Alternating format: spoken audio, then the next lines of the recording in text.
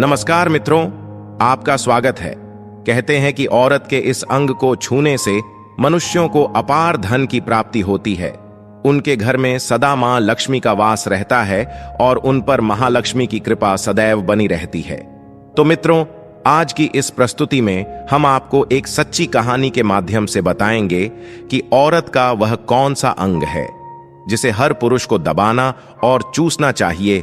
लेकिन आपसे हमारा निवेदन है, आप इस कथा को पूरा जरूर सुने, क्योंकि कोई भी आधी अधूरी जानकारी विष के समान होती है, इसलिए वीडियो को बीच में न छोड़ें। तो चलिए आज की अनोखी कहानी को शुरू करते हैं। मित्रों, एक समय की बात है।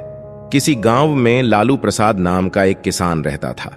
वह अपनी पत्नी से बहुत ज्यादा परेशान था, क्योंकि उसकी पत्नी बात बात पर हमेशा उसे ताने मारा करती थी। उसे कभी भी सुख चैन से जीने नहीं देती थी। उस पर हमेशा चिल्लाती रहती थी तथा अपशब्दों का उपयोग कर उसका मानसिक हनन करती थी और कहती थी, अरे तुम्हारे पास है ही क्या? घर में खाने तक को कुछ नहीं है। मेरा तो भाग्य ही फूट गया है। पता नहीं मैंने कौन सा पाप किया था जो तुम जैसा निकम्मा पति मुझे मिला है। मित्रों, वह हर दिन मजदूरी कर अपने परिवार का पालन पोषण जैसे तैसे करता था, किंतु उसकी पत्नी की अपेक्षाएं बहुत बड़ी थी। उसके घर में सच में बिल्कुल कंगाली छा गई थी। उसके पास एक भी रुपया नहीं था और उसके घर में खाने के लिए अन्न का एक दाना तक नहीं था। एक तो घर में खाना नहीं और ऊपर से पत्नी का बात बात पर ताना, जिसे सुनकर वह बेचारा बहुत परेशान हो चुका। समय के साथ साथ उसका जीवन से मन ही उठ चुका था। अब उसे समझ नहीं आ रहा था कि मैं क्या करूं और किस तरह से धन को अर्जित करूं तथा किस तरह से स्वयं के और अपनी पत्नी के सपनों को पूरा करूं। मित्रों, फिर एक दिन की बात है जब उस मजदूर लालू प्रसाद ने अपनी पत्नी से परेशान होकर उसने घर छोड़ने का निश्चय किया और उसी रात वह अपने घर से एक सुनसान रास्ते पर निकल पड़ा और मन ही मन दुखी होकर चुपचाप चल रहा था। तभी रात के घने अंधेरे में उसे एक साधु तपस्या करते हुए दिखाई दिए। अंधेरे में भी साधु के मुख से अलौकिक तेज प्रकट हो रहा था। तब लालू प्रसाद उनके पास जाकर बैठ गया। उसने सोचा कि चलो अब इस साधु से ही कोई ज्ञान की बात प्राप्त हो जाए और इस सांसारिक दुखों से मुक्ति मिल जाए। जब साधु ने अपना तप समाप्त किया तो लालू प्रसाद उनके सामने जोर जोर से रोने लगा। तब साधु ने लालू प्रसाद से कहा, बेटा, इस तरह से दुखी होकर रो मत। मुझे बताओ, आखिर तुम्हें क्या परेशानी है? तुम्हें किस बात की चिंता सताए जा रही है? तब लालू प्रसाद ने साधु महाराज से कहा, हे महाराज, मेरे दुख का कारण मेरी पत्नी है, जो कि मुझे रोजाना ताने मारती है। उसने मेरा जिना हराम किया है। मैं गरीब हूं तो मैं क्या करूं? मैं कितना भी कुछ कमा लूं पर मेरे पास धन टिकता ही नहीं है। मेरा एक छोटा सा धंधा था, वह भी पत्नी के क्लेश की वजह से चौपट हो गया। वह आए दिन रात मुझसे झगड़े करती है। अब तो मैं दाने दाने के लिए मोहताज हो गया हूं। हमारे घर में खाने के लिए कुछ भी नहीं है। इसके अलावा पहनने के लिए वस्त्र भी नहीं है। रिश्तेदारों ने भी हमसे मुंह मोड़ लिया है। कोई हमारी मदद या हमें काम नहीं देता है। लेकिन मैं अपनी पत्नी को समझाता हूं कि वह मुझे ताने ना मारे, ये दिन भी गुजर जाएंगे। वह मुझसे झगड़ा ना करे, लेकिन वह बिल्कुल भी नहीं मानती है। साधु जी, इसी वजह से मैं बहुत ज्यादा परेशान हूं। इसी कारण से आज मैं घर छोड़कर यहां आया हूं। मित्रों, तब साधु जी कहते हैं, रो मत बेटा, मैं तुम्हें एक काम बताने जा रहा हूं जो तुम्हारी किस्मत को चमका को देगा। तुम्हें अपनी औरत का सिर्फ यह अंग बेशर्म होकर दबाना है। ऐसा करने से अचानक तुम्हारे घर में धन की प्राप्ति होने लग जाएगी। तुम देखते ही देखते अमीर बन जाओगे। लालू प्रसाद कहता है, महाराज, पर यह कैसे संभव है कि औरत के अंग को छूने से कोई धनवान हो सकता है? कृपा करें और वह बात मुझे बताइए। साधु जी कहते हैं, जो भी पुरुष औरतों का यह अंग दबाता या चूसता है, उसके घर में कभी भी धन की कमी नहीं रहती है और ना ही उसके घर में लड़ाई होती है। वह जो भी व्यापार करता है उसमें हमेशा तरक्की ही होती है। हाथ में लिया हुआ कोई भी असंभव कार्य सफल हो जाता है। आगे साधु ने कहा, अब मैं तुमको औरत के उन अंगों के बारे में बताने जा रहा हूं। इसे ध्यान से सुनना और अपने जीवन में इस पर गौर करना। किंतु इस विषय में मैं तुम्हें एक कथा सुनाता हूं। तुम इसे ध्यान से सुनना, तभी तुम्हें इस गोपनीय सत्य का ज्ञान प्राप्त होगा। तब लालू प्रसाद साधु महाराज की बातें बहुत गौर से सुनता है और कहता है, महाराज आप जैसा कहेंगे, मैं आपकी बातों का आचरण अवश्य करूंगा। मित्रों, आगे साधु कहानी को सुनाते हुए कहते हैं, किसी नगर में आत्माराम नाम का एक व्यापारी रहता था। उसके बहुत सारे व्यापार थे। वह विशेषतः कपड़े और जूते बेचने का व्यापार करता था। अपने व्यापार में वह दिन रात मेहनत करता था। साथ ही उस आत्माराम और उसकी पत्नी मालती का आपस में बहुत ज्यादा प्रेम था। उनके घर में किसी भी प्रकार लड़ाई झगड़ा या क्लेश नहीं होता था। इसी वजह से उसके घर में सदैव लक्ष्मी का वास रहता था। इसी कारण से उसके व्यापार में इतना ज्यादा मुनाफा होता जा रहा था कि वह दिन ब दिन और आए हर दिन धनवान होता जा रहा था। व्यापारी और उसकी पत्नी में इतना प्रेम था कि आसपास के लोग उन्हें देखकर ईर्ष्या भाव रखते हैं। धीरे धीरे उसके पूरे गांव के लोग जान गए कि व्यापारी और उसकी पत्नी में बहुत ज्यादा प्रेम है। तभी धीरे धीरे यह बात उस नगर के राजा तक पहुंच गई। व्यापारी और उसकी पत्नी की प्रेम कहानी जब राजा के पास पहुंचती है तो राजा भी उसके प्रेम की काफी ज्यादा तारीफ करते हैं और वे सभी से कहते हैं कि हमारे नगर में एक ऐसा व्यापारी है जो कि अपनी पत्नी से बेहद प्यार करता है। साथ ही उसकी पत्नी भी उसके साथ कभी लड़ाई झगड़ा नहीं करती। ये दोनों पति पत्नी हमारे राज्य के लिए मिसाल है। हमारे राज्य के सभी लोगों को इनसे प्रेम की सीख लेनी चाहिए, क्योंकि आज कल हमारे राज्य में पति पत्नी में झगड़ा मारपीट खून खराबा बढ़ता ही जा रहा है। फिर एक दिन शांति और प्रेम संदेश के हेतु से राजा ने पूरे नगर में ढिंढोरा पिटवा दिया कि इस नगर में जितने भी लोग हैं वह सभी अपने घर में कल अमावस्या के रात घी का एक दिया जलाए। तभी राजा की पत्नी रानी पूछती है, आप ऐसा क्यों कर रहे हैं? सबके घर में घी का दिया क्यों जलवा रहे हैं? राजा अपनी पत्नी की बात सुनकर कहते हैं, रानी साहिबा, दीपक तो प्रेम की निशानी होता है। जिसके घर में घी का दीपक जलता है उसके घर में सदैव प्रेम बना रहता है। और मैं चाहता हूं कि जो प्रेम व्यापारी आत्माराम और उसकी पत्नी के घर में है, वैसा ही प्रेम हमारे पूरे नगर के पति पत्नियों के बीच हो। इसीलिए मैं हर एक घर में दीपक जलाना चाहता हूं।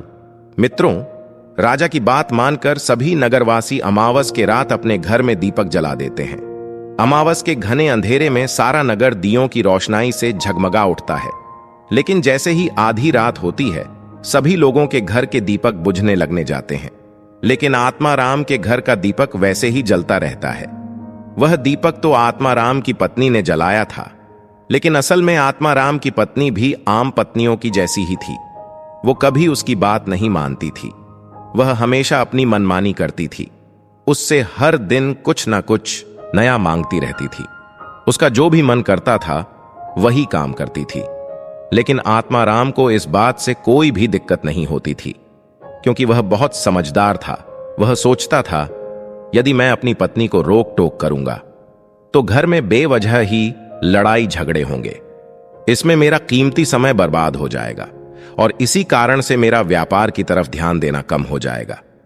कई चीजें व्यापारी इस वजह से अनदेखा करता था, इसलिए उन्हें दोनों पति पत्नी में प्रेम बना रहता था। उसी अमावस की मध्य रात्रि के समय राजा अपने महल को छोड़कर पूरे नगर का नजारा देख रहे थे। उन्होंने देखा सभी नगरवासियों के घरों के दीपक समय के साथ साथ धीरे धीरे शांत होते जा रहे हैं और कुछ अवधि के बाद सभी ओर घोर अंधकार छा गया। वहीं दूसरी ओर उसने देखा कि आत्माराम के घर में दीपक अभी भी जल रहा है। तब राजा अपनी रानी से कहता है, महारानी, देखो तो अब केवल आत्माराम और उसकी पत्नी मालती के घर में दीपक जगमगा रहा है, लेकिन पूरे नगर में कहीं भी दीपक नहीं जल रहा है। इसी से पता लगता है कि आत्माराम और मालती में कितना ज्यादा प्रेम है। तब राजा की रानी कहती है कि जो आत्माराम और उसकी पत्नी मालती में प्रेम है वह आत्माराम की पत्नी मालती की ही वजह से है और इस कारण से उसके घर में दोनों के बीच इतना ज्यादा प्रेम है।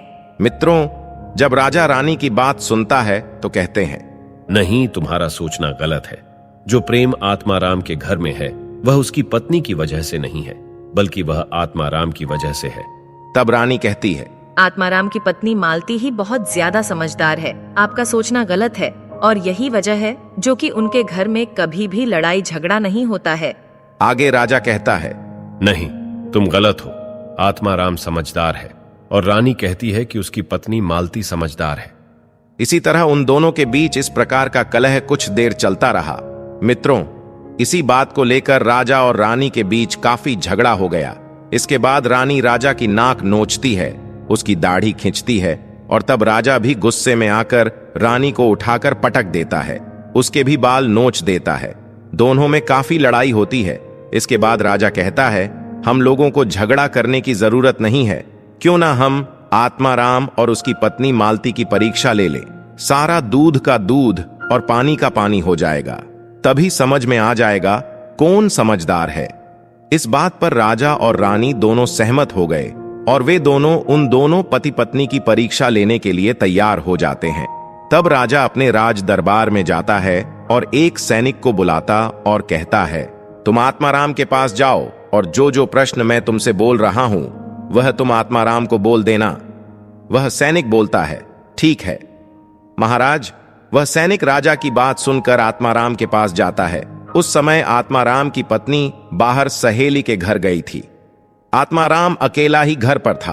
तभी राजा का सैनिक आत्माराम के घर पहुंच जाता है और आत्माराम से कहता है, मुझे राजा साहब ने भेजा है। तब आत्माराम कहता है, बताइए मैं आपकी क्या सेवा कर सकता हूं। तब वह सैनिक कहता है, मैं आपके पास राजा का समाचार लेकर आया हूं। तब आत्माराम कहता है, ठीक है, आप मुझे बताओ राजा साहब ने मेरे लिए क्या समाचार भेजा है। सैनिक कहता है, राजा साहब ने यह बोला है कि यदि तुम अपनी पत्नी को छोड़ देते हो, उसे तलाक देते हो, तो राजा जी आपको बहुत सारे हीरे जवाहरात और साथ में तुम्हारे व्यापार के लिए बहुत सारा धन भी देंगे। इसके अलावा वो अपनी चचेरी बहन का विवाह भी आपसे करवा देंगे और इस नगर के मुखिया के पद पर नियुक्त करेंगे। मित्रों, लेकिन जो आत्माराम ने जवाब दिया वह सुनने लायक था। आत्माराम ने कहा, राजा जी अपना पूरा राजमहल मुझे क्यों ना दे दें, लेकिन मैं अपनी पत्नी को नहीं छोड़ूंगा। जाओ और अपने राजा से कह दो आत्माराम ने ऐसा कहा है। तब सैनिक जाता है और राजा को सारी बातें बताता है। उस समय रानी वहां पर सैनिक की बात सुन रही थी। सैनिक की बात सुनने के बाद राजा ने रानी से कहा, आपने आत्माराम की तो परीक्षा ले ली, लेकिन आत्माराम की पत्नी मालती की परीक्षा नहीं ली है। इस तरह से हम कैसे पता कर सकते हैं कि कौन समझदार है। इसके बाद रानी ने कहा कि अब मैं भी आत्माराम की पत्नी मालती की परीक्षा लेना चाहती हूँ। जब दोनों की परीक्षा हो जाएगी तभी पता चलेगा कि कौन समझदार है। फिर रानी ने भी एक सैनिक बुलाया और उसे समझाया, मैंने तुम्हें जो प्रश्न बताए हैं वो आत्माराम की पत्नी को कहना और याद रखना यह बात तभी बताना जब आत्माराम घर पर ना हो। तभी सैनिक आत्माराम के घर जाता है और उसके घर में आवाज लगाता है। तो उसके घर से आत्माराम की पत्नी मालती निकलकर बाहर आती है और कहती है, बताओ क्या हुआ, क्यों दरवाजा बजा रहे हो, क्या आज ही तोड़ना है। तो सैनिक ने कहा, मैं राजमहल से आया हूं और मुझे महारानी ने भेजा है। तब मालती कहती है, बताओ किस लिए आए हो, क्या काम है तुम लोगों का मुंह उठा के चले आते हो। यदि तुम अपने पति आत्माराम को मार देती हो, अर्थात उसकी हत्या कर देती हो, तो आपको बहुत सारे सोने चांदी के गहने और हीरे जवाहरात रानी आपको देंगी और साथ में राजमहल का आधा हिस्सा भी आपको मिलेगा। इसके अलावा आगे के जीवन में कभी भी किसी चीज की कमी नहीं होगी। जो भी मांगोगी वह तुम्हें मिलेगा। यह बात सुनकर आत्माराम की पत्नी मालती बहुत खुश होती है और कहती है, ठीक है, यदि मुझे रानी साहिबा सब कुछ देंगी तो मुझे मंजूर है, मैं अपने पति को मार दूंगी। तब सैनिक पूछता है कि रानी को कैसे पता चलेगा कि आपने अपने पति को मार दिया है। तभी मालती कहती है, मेरे घर में जो दीपक जल रहा है ना, जब मैं आत्माराम को मार दूंगी तो ही मैं उसे बुझा दूंगी, तभी आपको पता चल जाएगा कि मैंने आत्माराम को मार दिया है। अब सैनिक मालती की बात सुनकर राजमहल जाता है और रानी को सारी बात बताता है। आत्माराम की पत्नी की बात सुनकर रानी बहुत अचंभित हो जाती है। रानी कहती है, ये कितनी लालची स्त्री है, सच में इसका पति कितना बेचारा है। मित्रों, राजा और रानी को स्त्री जात से नफरत होने लगती है। उसी समय राजा अपने नगर के सभी लोगों को बुलाता है और कहता है कि मैं चाहता हूं कि मेरे और मेरी पत्नी की वजह से आत्माराम की जान ना जाए। तुम सभी लोग ऐसा करो अभी उस आत्माराम के घर जाओ और उसे सारी बातें बता दो और उस आत्माराम को बचा लो, वरना कहीं मालती उसे मार ना दे। इधर सैनिक आत्माराम के घर जाते हैं और सोचते हैं कि आत्माराम की पत्नी आत्माराम को रात में मारेगी और दिया बुझाएगी, इसलिए हम शाम को ही आत्माराम के घर जाते हैं। सैनिक शाम के 6 बजते ही आत्माराम के घर में पहुंच जाते हैं और जब राजा के सैनिक आत्माराम के घर पहुंचते हैं तो देखते हैं कि आत्माराम तो मरा पड़ा हुआ है। तो सैनिक आत्माराम की पत्नी से बोलते हैं कि तुमको तो आत्माराम को रात में मारने के लिए बोला गया था, लेकिन आपने रात होने से पहले ही आत्माराम को क्यों मार दिया? तब उस आत्माराम की पत्नी बोलती है, आत्माराम को तो मुझे मारना ही था, रात में तो मुझे सिर्फ दिया ही बुझाना था, इसलिए आत्माराम को तो मैंने दिन में ही मार दिया। यह कांड देखकर सभी सैनिक तुरंत ही आत्माराम के घर से दौड़े दौड़े राजमहल जाते हैं और राजा रानी को सारी बातें बताते हैं। तब राजा और रानी क्रोध से आग बबूला हो जाते हैं। इसके बाद राजा और रानी आत्माराम की पत्नी मालती को बंदी बनाकर ले आते हैं और राजा आत्माराम की पत्नी से पूछता है, अरे ओ नीच, चांडाल, धूर्त स्त्री, ऐसा तुमने क्यों किया? तुम पापिनी हो। तुमने कुछ धन के लालच में आकर अपने ही पति की हत्या कर दी है। बताओ, ऐसा क्यों किया? मित्रों, तब मालती ने जवाब दिया और कहा कि मुझे तो आत्माराम को तो बहुत पहले ही मारना था। मैं तो कानून और समाज के डर के कारण चुप बैठी थी और बस किसी प्रकार का बहाना ढूंढ रही थी, और वह शुभ अवसर तो आप ही ने मुझे प्रदान किया है। महाराज, आत्माराम की कुछ आदतें बहुत ही खराब थीं। वह मेरे साथ हर दिन बहुत बुरा व्यवहार किया करता था, इसी कारण मैं तंग आ चुकी थी। तब राजा ने कहा, ऐसा वह क्या करता था? तो मालती ने जवाब दिया कि वह मेरे नाक का ऊपरी हिस्सा अपनी उंगली से हमेशा दबाया करता था। इसके अलावा आत्माराम एक काम और भी मेरे साथ करता था।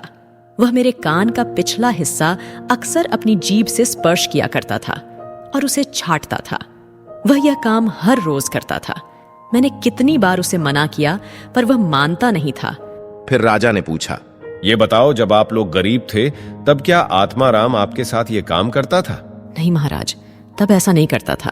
राजा ने कहा, मैं समझ गया कि आत्माराम ऐसा क्यों करता था। मित्रों, क्योंकि राजा भी अपनी रानी के साथ ऐसा ही करता था। ऐसा करने से ही राजा का राज्य बढ़ता जा रहा था। उसी समय साधु जी ने लालू प्रसाद से पूछा, हे युवक, तुम्हें कुछ समझ में आया? औरत का कौन सा विशेष अंग स्पर्श करने से तथा दबाने से लोगों को अचानक धन की प्राप्ति होती है? तो लालू प्रसाद ने कहा, नहीं साधु जी, मुझे अभी तक समझ में नहीं आया। तभी साधु जी कहते हैं, अगर अभी समझ में नहीं आया तो मैं फिर से आपको बताता हूं। आत्माराम अपनी पत्नी के साथ जो पहला काम करता था वह है उसके नाक के ऊपरी हिस्से को अपनी उंगली से दबाता था। तो जिस भी मनुष्य के घर में पैसों की किल्लत है उसे अपनी उंगली से औरत के नाक के ऊपरी हिस्से को जरूर दबाना चाहिए। मित्रों, ज्योतिष शास्त्र में औरत के नाक के ऊपरी हिस्से को बहुत शुभ माना जाता है। इसी वजह से आत्माराम जो भी काम करता था वह हमेशा सफल होता था और व्यापार में तरक्की हो रही थी। दूसरा काम है कि जो भी पुरुष औरत के कान का पिछला हिस्सा अपने जीभ से स्पर्श करता है उसके किस्मत के द्वार खुल जाते हैं, उसे अचानक धन की प्राप्ति होती है। ऐसा इसीलिए होता है क्योंकि औरत के कान के पिछले हिस्से में माता लक्ष्मी का वास होता है, और जब आप ऐसा करते हैं तो माता लक्ष्मी आपसे प्रसन्न हो जाती है और आपको अपार धन देती है। और आपने एक बात तो जरूर सुनी होगी कि औरतें माता लक्ष्मी का ही रूप मानी जाती हैं। यही वजह है इस संसार में जो भी मनुष्य अपनी पत्नी को खुश रखता है उसका घर धन से भर जाता है। मित्रों, बस ध्यान रखें, ये काम हमेशा अपनी पत्नी की इजाजत लेकर ही करें और जब उसका मन करें तभी करें। अगर वो कभी ना कहे तो ऐसा काम ना करें। ध्यान रहे, आपको राजा की तरह बनना है, आत्माराम की तरह नहीं। तो मित्रों, उम्मीद करते हैं आपको यह आज की ज्ञानवर्धक कहानी अच्छी लगी होगी। तो कमेंट करके जरूर बताएं, साथ ही कमेंट में जय श्री कृष्ण लिखना ना भूलें। आप सभी का धन्यवाद।